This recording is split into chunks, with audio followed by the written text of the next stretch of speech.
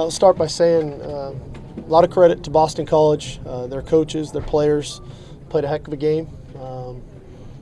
Outplayed us, they beat us in all three phases. They controlled the line of scrimmage on both sides of the ball, and the end result was, we didn't get it done. And it starts with me from coaching, and it goes to everybody in that locker room right now. We need to improve. Again, credit to Boston College. We did not play a very good football game tonight. We didn't execute the things that we're capable of doing. And again, falls sorely directly on my shoulders. And we've got to do a better job. I don't think it was for lack of effort. I thought we tried. It goes to show you what can happen when you think you have a great week of practice and then you come out and you don't play great for whatever reason. So I've got to figure that out. It's tough. It's hard. We've got a very disappointed locker room. But I really believe we'll bounce back, and we'll do it in great fashion.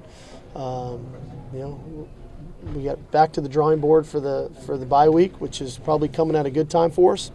And then we'll get ready for Oregon State. And the goal, obviously, of being Pac-12 champs is still very alive for us, and we need to try to get to 2-0 in conference play. Steve, why do you think you guys had so much trouble with their outside rushers? I was going into the game. That was one of the things that was concerning. Was obviously the quarterback running the ball. First of all, he's a heck of a player, and we knew that. And for whatever reason, we didn't tackle very good tonight, and we had been tackling really good the first couple ball games. We didn't tackle great tonight. And then it's like anything, when you get momentum and you're running the ball well, that kind of feeds itself. And the quarterback got confidence running it. The running backs got confidence running it. And in turn, we started to lose that confidence that we were going to make those plays. And inevitably, they wore us out. Do you feel like you guys came out flat or no, tired or what? I thought we played probably our best football early in the game. Our execution was good.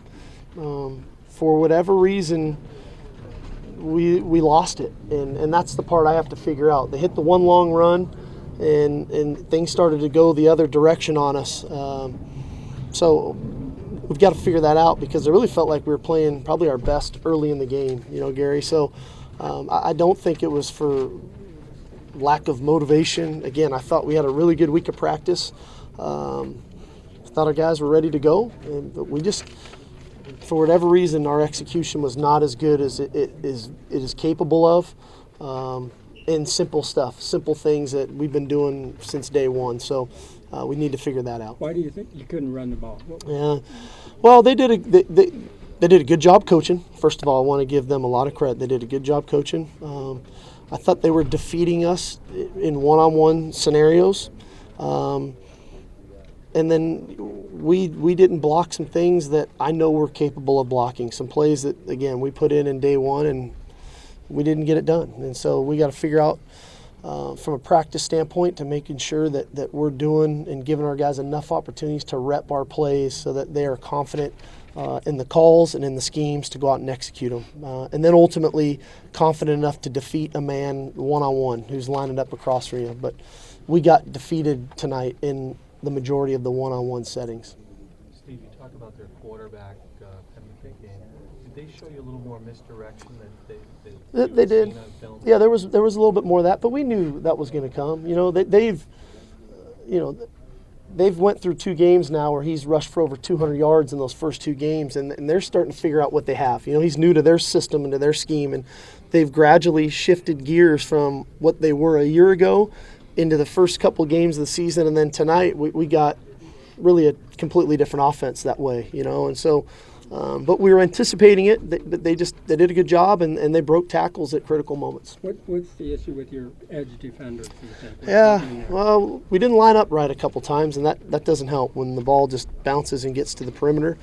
And then, when we were supposed to have the quarterback, one, we either weren't able to tackle him when he came to the edge, or 2, we weren't there. So we have to look at who we're assigning the quarterback to on the QB runs, and then the schemes in which we're using to keep him in contained because too often tonight the ball bounced, the ball got to the perimeter, and they were able to create chunks of yards. Do you think you just said they kind of figured out what they had tonight? Do you think you figured out what you have? Well, no, we didn't play great. I still think we're a very good football team when we play the way we're capable of playing. And like I said, we didn't do that tonight. And but that doesn't have to be the end-all, be-all of the season. We're 3 games in. We're 2-1. We're 1-0 in conference play, and we've got to get back on the horse. And that starts tomorrow. Do one more with Sark, and I got some players for you. Does a loss like the one tonight kind of change the way you go into your bye week with practice? Yeah, probably a little bit. There's got to be some focus on our frontline guys' execution, and that needs to improve. There's going to be obviously some schematic things that we look at because this isn't going to be the only mobile quarterback we face this year. So schematically, we're going to have to look at some things, but also we need to continue to develop our young players, and that's always a great time to do in the bye as well. Thanks, Sark. All righty, guys. Thank you. Everybody stays ready.